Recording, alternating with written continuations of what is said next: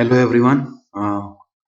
आज मैं आप लोगों को बताऊंगा 35 नेक्स्ट क्वेश्चंस ऑफ योथ पब्लिकेशन। ठीक है, योथ पब्लिकेशन बुक्स के 35 क्वेश्चंस के बारे में आप लोगों को बताऊंगा। सब्जेक्ट की नाम है सर्वेइंग। ठीक है, तो चलिए शुरू कर लेते हैं। पहला क्वेश्चन है हम लोग की, a planimeter is used for mechanically measuring. किस चीज के लिए प्लेनीमीटर यूज किया जाता है? जैसे सभी को ज्यादातर पता ही होगा कि प्लेनीमीटर एक ऐसा डिवाइस है जिससे हम लोग एरिया को मेजर करते हैं। अब यहाँ पे ऑप्शन ढूंढते हैं, प्लेनीमीटर altitude, inclination, pressure and area. बिल्कुल सही है, area of A plan map. ठीक है, इसके बाद नेक्स्ट क्वेश्चन है हम लोगों का, the apparatus required for measuring baseline length using rigid bar। ठीक है, apparatus का नाम क्या है जो कि हम लोग बेसलाइन को मेजर करते हैं using rigid bar? That apparatus is termed as, पहला वाला हो गया कॉल्बी apparatus, दूसरा हो गया व्हीलर बेस लाइन apparatus, या बोथ ऑफ देम या नन ऑफ देम। बिल्कुल सही, इसका जो ऑप्शन होगा that option will be both of the above. क्यों? कोल्बी apparatus एक ऐसा apparatus है जिससे भी हम लोग क्या करते हैं, जिससे हम लोग बेसलाइन मेजर करते हैं। साथ में जो व्हीलर बेसलाइन नाम में ही है बेसलाइन apparatus, इससे भी हम लोग बेसलाइन को मेजर करते हैं। तो ऑप्शन हो जाएगा दोनों ही, मतलब बोथ ऑफ द अबोव। उसके बाद नेक्स्ट है, कॉल्बी apparatus is used for the measurement. तो अभी अभी मैंने बताया था आप लोगों को कि ये apparatus जिससे हम लोग मेजरमेंट कौन सा करते हैं, जिससे हम लोग मेजरमेंट लेते हैं द बेसलाइन के। ठीक है, ऑप्शन नंबर बी। नेक्स्ट है, a total station can measure. Total station से क्या क्या चीजें मेजर किया जा सकता है? Total station can measure only distances electronically. अकेले डिस्टेंस ही नहीं किया जाता, इस ये थियोडलाइट का भी काम कर सकता है। हर एक चीज का काम कर सकता है, मतलब एंगल भी मेजर किया जा सकते हैं। ओनली हॉराइजेंटल एंगल्स एक्यूरेटली नहीं, तो थियोडलाइट का काम होगा ऑप्शन नंबर सी, क्योंकि इसमें दिया गया है horizontal angles, vertical angles and distances, तीनों ही। Option number C. उसके बाद नेक्स्ट ऑप्शन क्वेश्चन है, in plane tabling the instrument used to measure horizontal and vertical distances directly is known as। Plane table में इंस्ट्रूमेंट का नाम क्या है जिससे हम लोग हॉराइजेंटल डिस्टेंस और वर्टिकल डिस्टेंस डायरेक्टली मेजर कर सकते हैं? एलिडेट। प्लेन एलिडेट एक ऐसा इंस्ट्रूमेंट है जिससे हम लोग साइट करते हैं, तो ये ऑप्शन नहीं हो सकता। फिर टेलीस्कोपिक एलिडेट, बिल्कुल सही। टेलीस्कोपिक एलिडेट एक ऐसा इंस्ट्रूमेंट है जिससे हम लोग horizontal distance and vertical distance directly measure कर सकते हैं, तो नाम हो गया telescopic alidade, not plane alidade. Tacheometer, clinometer, ये दोनों ही नहीं है। ठीक है, उसके बाद नेक्स्ट क्वेश्चन है, Which method would you apply for locating inaccessible points? देखिए, inaccessible points को मेजर करने के लिए कौन सा मेथड यूज किया जाएगा?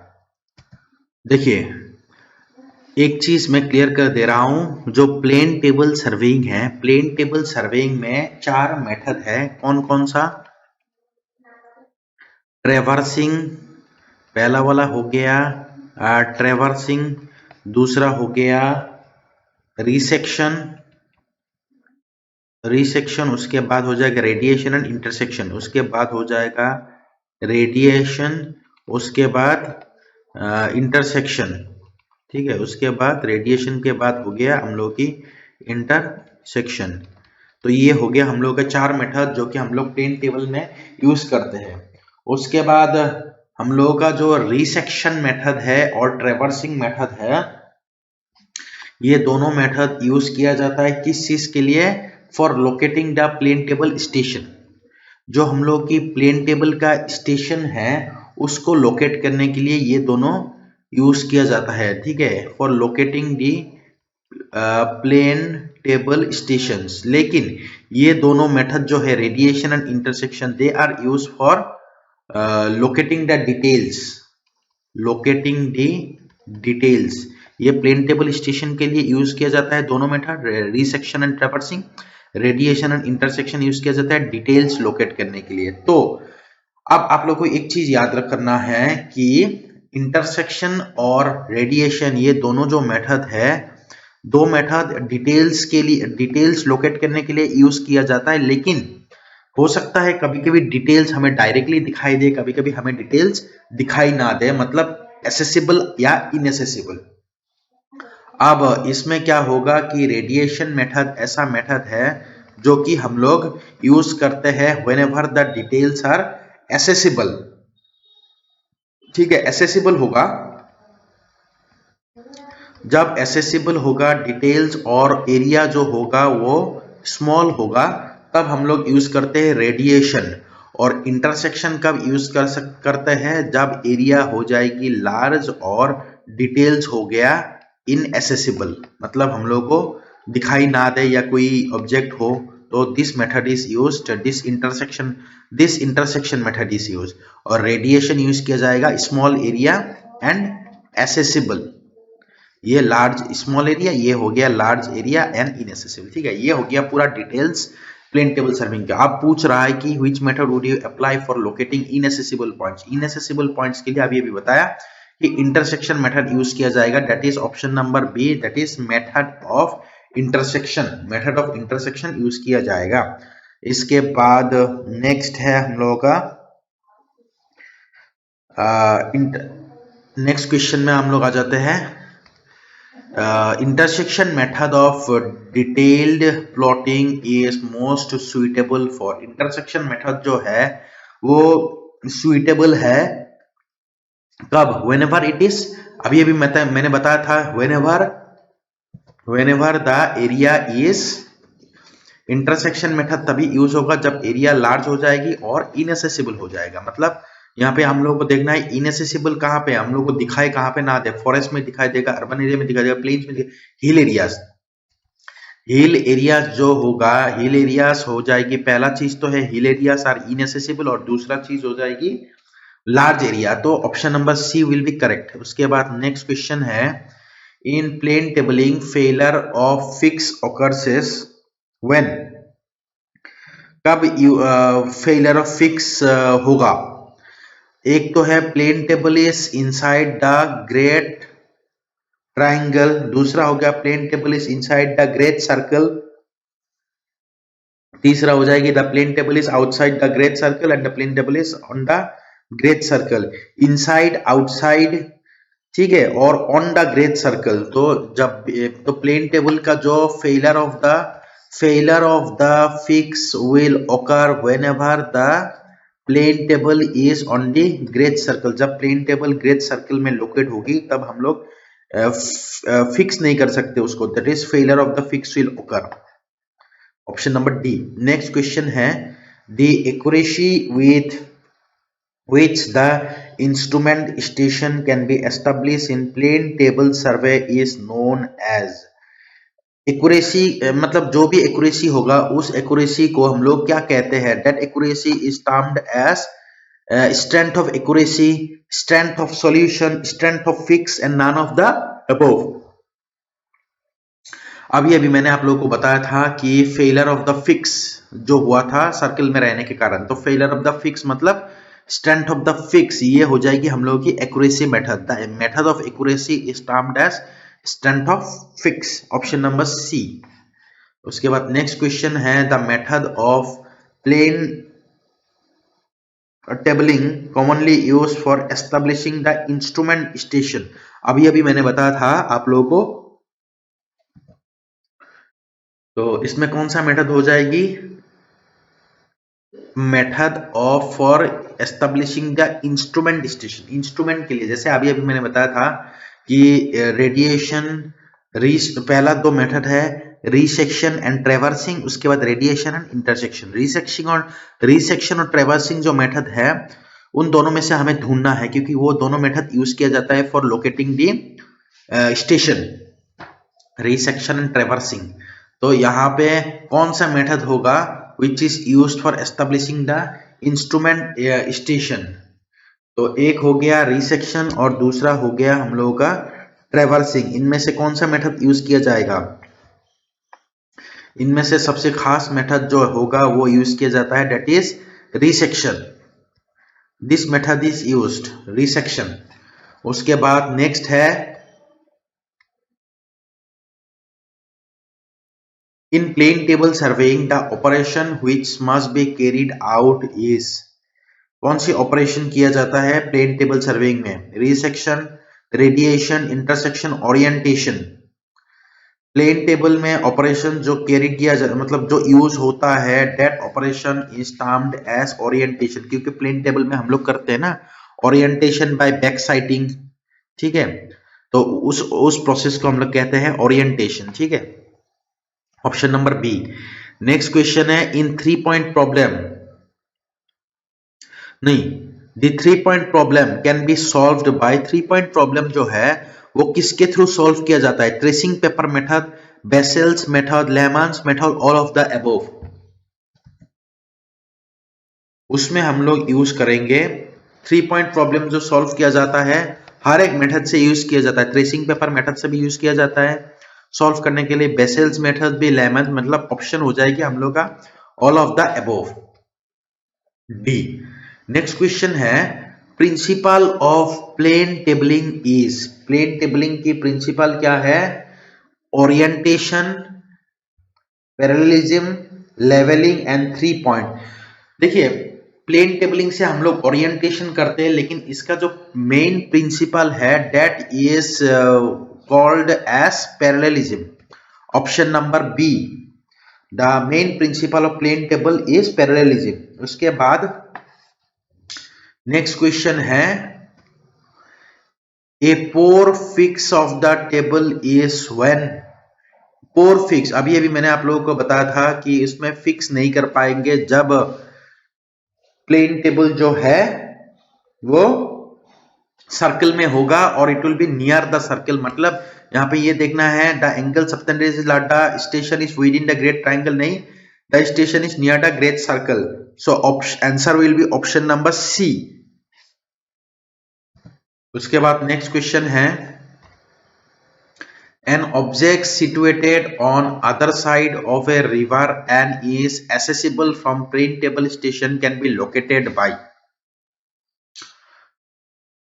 situated on other side of the river and is and inaccessible कह रहा है, मतलब देख नहीं सकते। तो inaccessible के लिए मैंने आप लोग को अभी बताया था inaccessible के लिए दो मेथड है, एक हो गया intersection and radiation, radiation and intersection.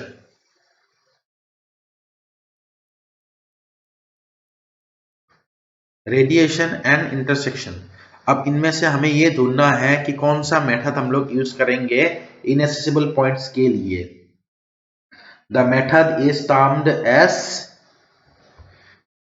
क्योंकि रेडिएशन और मैंने आपको ये भी बताया था कि रेडिएशन और इंटरसेक्शन दो मेथड है, उनमें से जो रेडिएशन हो गया वो स्मॉल एरिया के लिए यूज किया जाता है और इंटरसेक्शन जो है ये लार्ज एरिया के लिए यूज किया जाता है और जिसमें दिखाई ना दे, inaccessible. So this method is termed, और ये हो गया इनएसेसिबल और ये हो जाएगी एसेसिबल। आप लोगों को अभी अभी मैंने बताया था प्लेन टेबल के दो मेथड जिससे डिटेल्स देखा जाता है।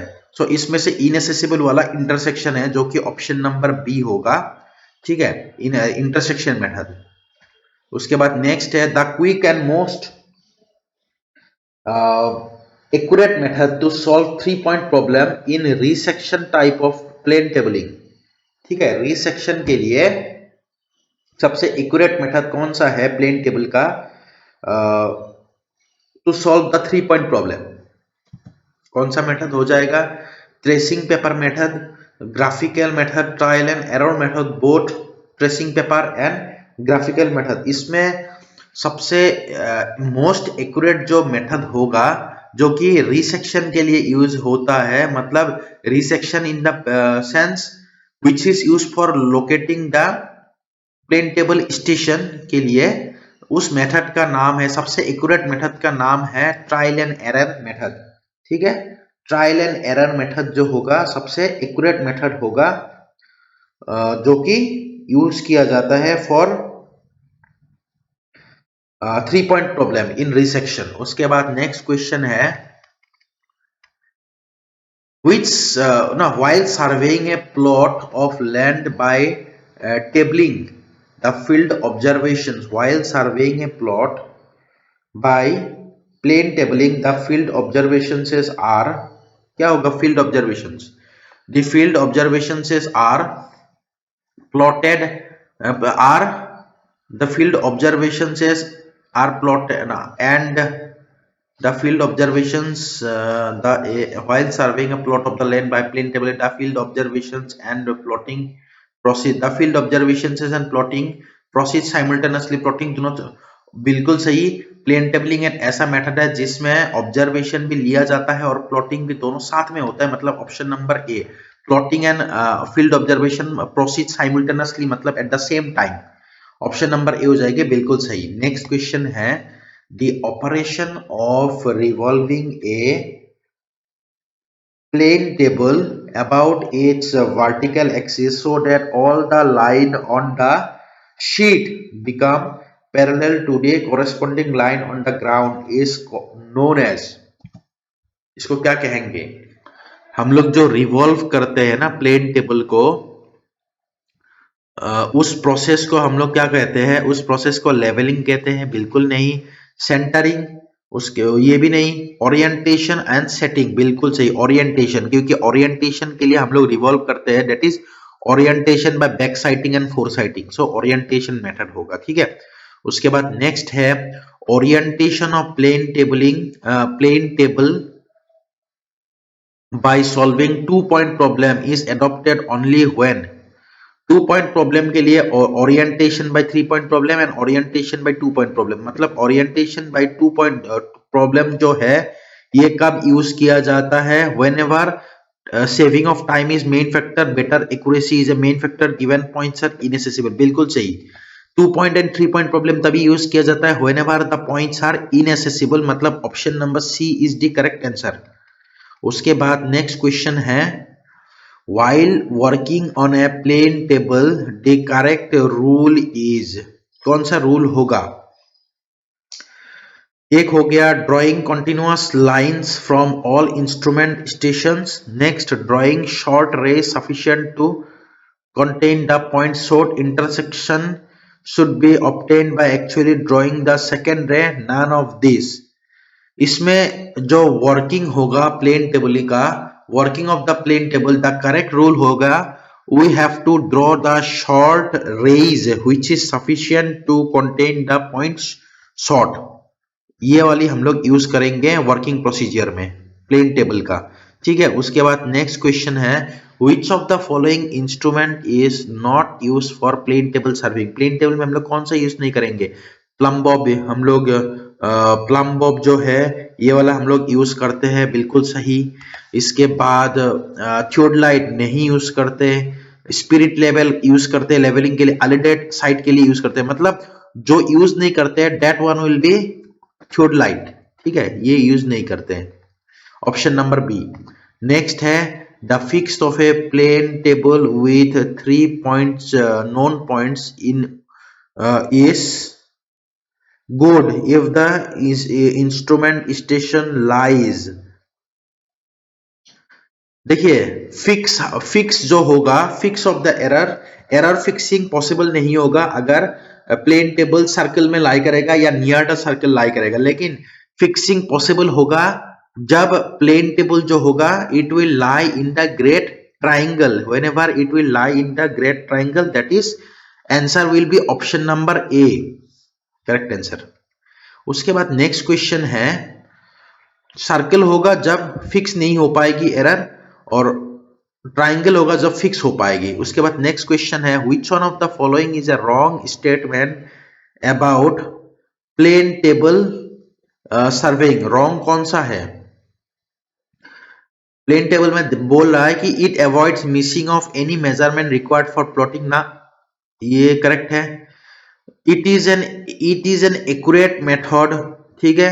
It is not to be use for locating main stations, ना, ये भी करेक्ट है। देखिए अब इसमें सबसे रॉन्ग स्टेटमेंट ये है कि प्लेन टेबल एक ऐसा मेथड है जो कि inaccurate it is an inaccurate method, जो कि हम लोग का यहाँ पे बताया गया है कि इनएक्यूरेट मेथड है। लेकिन आपको ये ध्यान रखना है कि प्लेन टेबल जो मेथड है बहुत ही एक्यूरेट मेथड है, क्योंकि उसमें हम लोग डायरेक्टली ग्राउंड में देखते भी हैं, साथ में शीट में मतलब चार्ट पेपर पे हम लोग पॉइंट्स को भी मेंशन करते हैं। So this is the accurate method. लेकिन यहाँ पे बोल के रखा है कि this is an inaccurate method. So option number B will be the wrong option. Next question है the line joining the points having the same elevation, उस लाइन को क्या कहेंगे? जैसे आप लोगों को एक चीज पता होगा, कॉन्टर लाइन, कॉन्टोर लाइंस का डेफिनेशन ये है, contours are the line joining the points of equal elevation या सेम एलिवेशन। सो इसका आंसर हो जाएगी कॉन्टोर लाइंस। उसके बाद नेक्स्ट क्वेश्चन है the slope between any two points on a contour में डिपेंड्स अपन, जो स्लोप होगा इन इस कॉन्टोर के बीच में जो स्लोप होगा that one will depend upon horizontal equivalent only।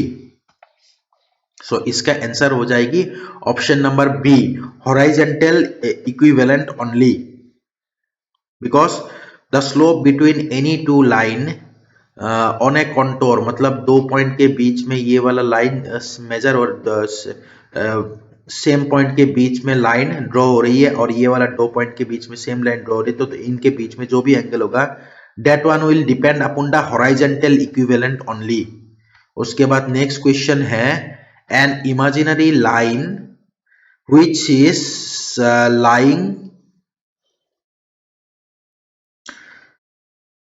on the ground and maintaining a constant slope, उस लाइन को हम लोग क्या कहेंगे?